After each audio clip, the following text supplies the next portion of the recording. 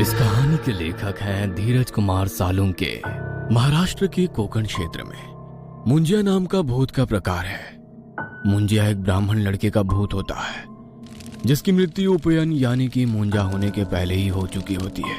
वैसे तो छोटे बच्चों की इच्छाएं इतनी दृढ़ नहीं होती, लेकिन कुछ बच्चे जल्दी ही इच्छाओं के अधीन हो जाते हैं। और ऐसा ब्राह्मण बच्चा जिसकी कोई दृढ़ इच्छा अधूरी रह जाए, मरने के बाद वो मुंजा बन जाता है। मुंजा या तो पीपल के पेड़ पर वास करता है या कोई कुएं में। ज्यादातर मुंजिया लोगों को कोई तकलीफ नहीं देते, लेकिन कुछ ऐसे भी होते हैं जो लोगों का जीना मुश्किल कर देते हैं। अमावस की रात थी, सब तरफ अंधेरा और खामोशी छाई हुई थी, लेकिन गांव से बाहर तात्या साहब पाटिल के बाड़े के आंगन में कुछ मंत्रों का जाप हो रहा था।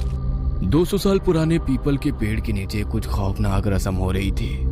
पेड़ के नीचे सोजर बाई, उसका पति तात्या साहब और उनके 2 नौकर धनाजी और अनाजी, और छोटी लड़की बंधे हुए हालत में एक काले पत्थर पर छाती के बल पड़ी हुई है। उसका मुंह बंद है। अनाजी उस लड़की को उस पत्थर पर दबाए खड़ा है और धनाजी के हाथ में कुल्हाड़ी है। उनके पीछे सोजर बाई अग्नि के सामने बैठी है और उसका पति उसके बगल में खड़ा तमाशा देख रहा है। हे तारणहार, मैं तुम्हें इस कुंवारी लड़की की भेंट चढ़ा रही हूँ। कुंवारी लड़की छटपटा रही है और चिल्लाने की कोशिश कर रही है। कृपया इसका खून पीकर अपनी प्यास बुझाओ और इसकी आत्मा के साथ अपनी इच्छाएं पूरी करो और बदले में मेरी मनोकामना पूरी करो।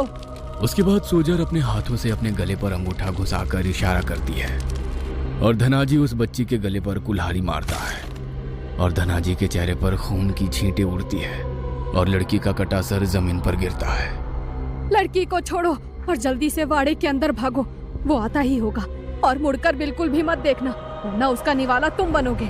और उसके बाद सभी लोग भागते हुए वाड़े में चले गए। दूसरी तरफ उस पीपल के पेड़ पर कुछ हलचल हो रही थी। तभी पेड़ से मुंजिया ने जमीन पर छलांग लगाई। वो चारों तरफ अपनी नजरें घुमाने लगा, ये तसल्ली करने के लिए कि कहीं कोई उसे देख तो नहीं रहा। और तभी उसे दूर एक पेड़ के नीचे किसी आदमी के होने की भनक लगी और वो फिर से पीपल पर चढ़ गया। वो आदमी मुंजा को देख बहुत डर गया था। गांव के वीरानों में मिल रही कुंवारी लड़कियों की लाशों के पीछे छुपा राज उसके सामने आ गया था। इसका मतलब उस पीपल पर मुंजिया का वास है और पाटिल ही कुंवारी लड़कियों की बलि मुंजिया को चढ़ा रहे हैं। लेकिन तभी उसे पेड़ के ऊपर से कुछ हलचल महसूस हुई। उसने ऊपर पेड़ पर देखा और उसके पैरों तले जमीन फिसल गई, क्योंकि मुंजिया उसी पेड़ पर आ गया था। वह डर के मारे चीखा, लेकिन तभी मुंजिया ने उसके कंधे पर छलांग लगाई और उसकी गर्दन मरोड़ दी। कुछ 8 महीने पहले तात्या साहब का वाड़ा। और जोर लगाओ, और जोर लगाओ। अनाजी और धनाजी दरवाजे पर लात मार रहे थे। वो अंदर पहुंचते हैं तो छत से सोजर बाई फंदे पर लटक रही थी और अपने पैर हिलाते हुए तड़प रही थी। धनाजी और अनाजी ने भागते हुए उसके पैर उठाए। कुछ देर बाद, ये तुम क्या करने जा रही थी? तो फिर क्या करूं? हमारी शादी को 25 साल बीत गए हैं, लेकिन मैं अभी भी कोई संतान को जन्म नहीं दे पा रही हूँ। अरे कितने वैद्य, कितनी औषधि खा ली, बहुत मंदिर मस्जिद घूम आए हैं, बहुत कुछ कर लिया हमने, लेकिन फिर भी मैं बांझ की बांझ ही रह गई। अब मैं जी कर भी क्या करूं? तुम चिंता मत करो, मुझे आज ही बाभल गांव के एक तांत्रिक के बारे में पता चला है। अब सिर्फ वही हमारी मदद कर सकता है। दूसरे दिन काले कपड़े पहना एक तांत्रिक जमीन पर बैठा है। उसके सामने सोजर बाई और तात्या साहब बैठे हुए हैं। तुम्हारे पिताजी ने 30 साल पहले वो बाड़ा एक ब्राह्मण से खरीदा है। वो बाड़ा खरीदने के बाद तुम्हारे पिताजी आंगन के ही कुएं में डूब मर गए। है बाबा जी, वो एक हादसा था। नहीं, वो हादसा नहीं था। क्या आंगन में एक 200 साल पुराना बड़ा सा पीपल का पेड़ है? है बाबा जी। उस पेड़ पर एक मुंजिया का वास है।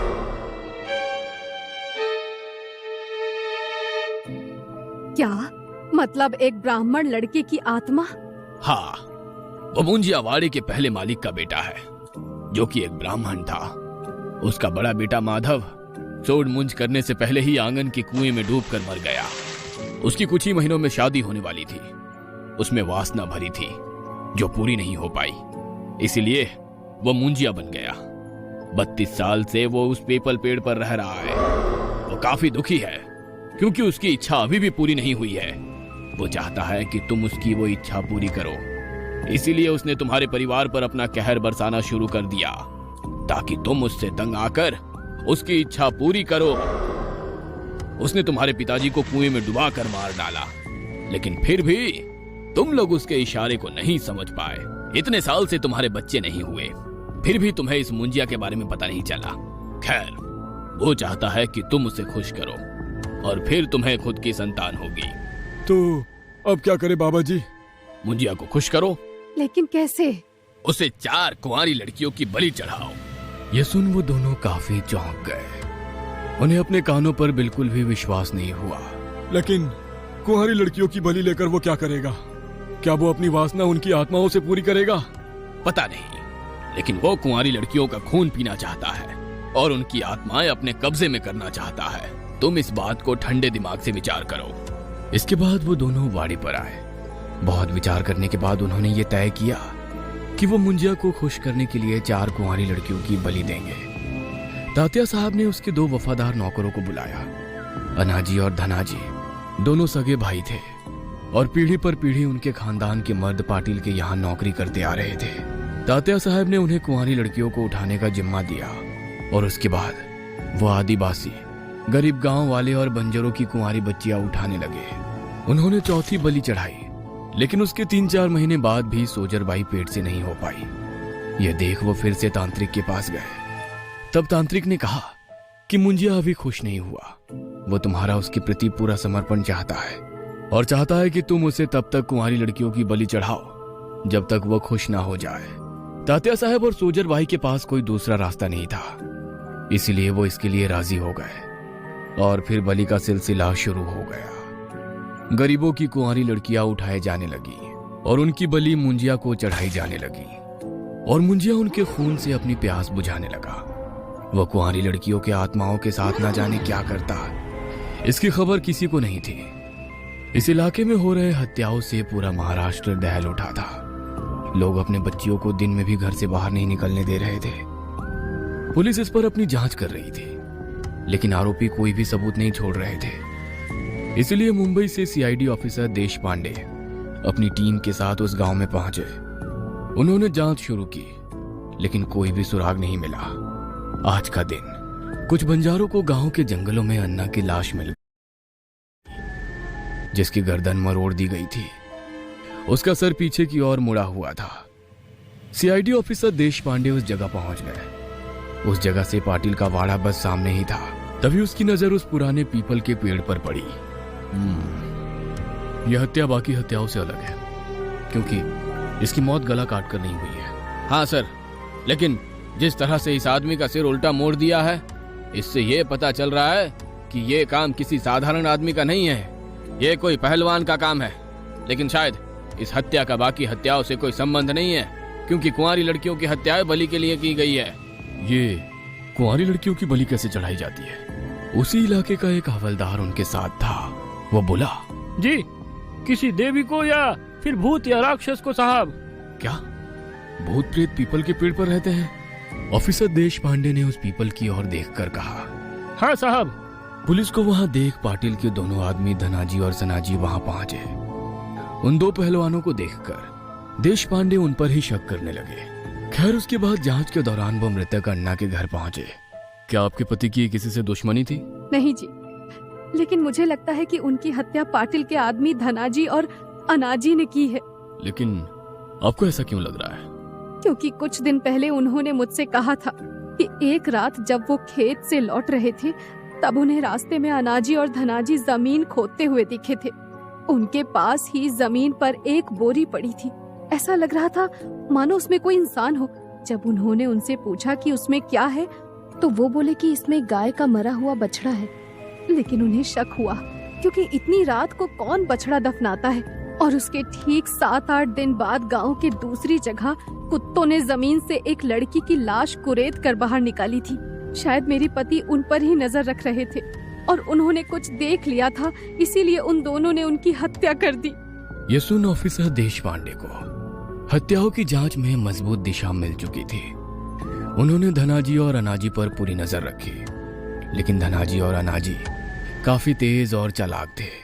अनाजी और धनाजी को यह बात पता चल गई कि पुलिस उन पर नजर रखे हुए है। शाम को वो वाड़ी के पिछले दरवाजे से बाहर निकले और जंगलों से दूसरे गांव की तरफ गए। वहां से गुजरते वक्त उन्हें जंगल में एक औरत दिखाई दी जो 9-10 साल की बच्ची के साथ जंगल में लकड़ियां जमा कर रही थी। अनाजी ने चुपचाप पीछे से जाकर उस औरत की सिर में लाठी मारी और औरत बेहोश हो गई। उसके बाद अनाजी ने बच्ची का मुंह दबाकर उसे उठा लिया और उसे वाड़े में ले आया। रात हो चुकी थी, सब तरफ अंधेरा छा गया था।